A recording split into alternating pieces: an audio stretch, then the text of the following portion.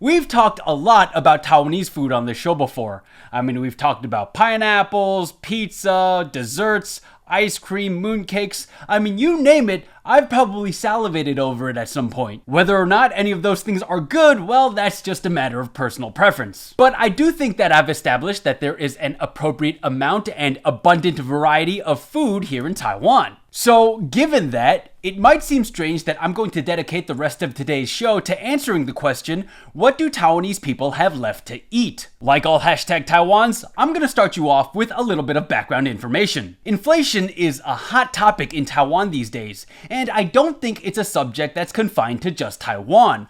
All over the world, we're seeing prices rise for things like chicken, gas, and flour. The reason behind these recent price hikes are macroeconomic intricacies tied to supply chains, the war in Ukraine, and of course COVID, among other things. Do I fully understand it? No. So that's why we're not going to dive into much detail about why commodity prices are on the up and up. They just are. Last Saturday, China's state-run tabloid Global Times published an editorial in which it asked, what do Taiwanese people have left to eat? The article said that people in Taiwan couldn't afford food anymore because of rampant inflation. Have prices risen in Taiwan recently? Sure. Have they risen to the point where people outright can't afford food?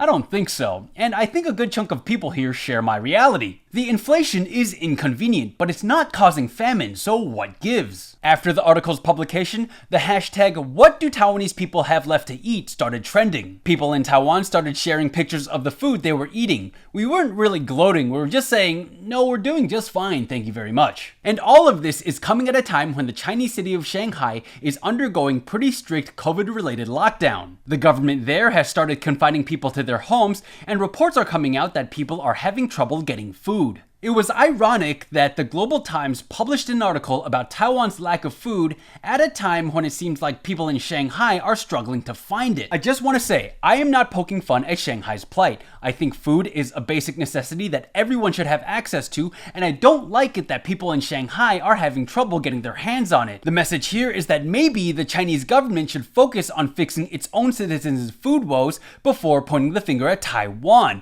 We're doing just fine, thank you very much.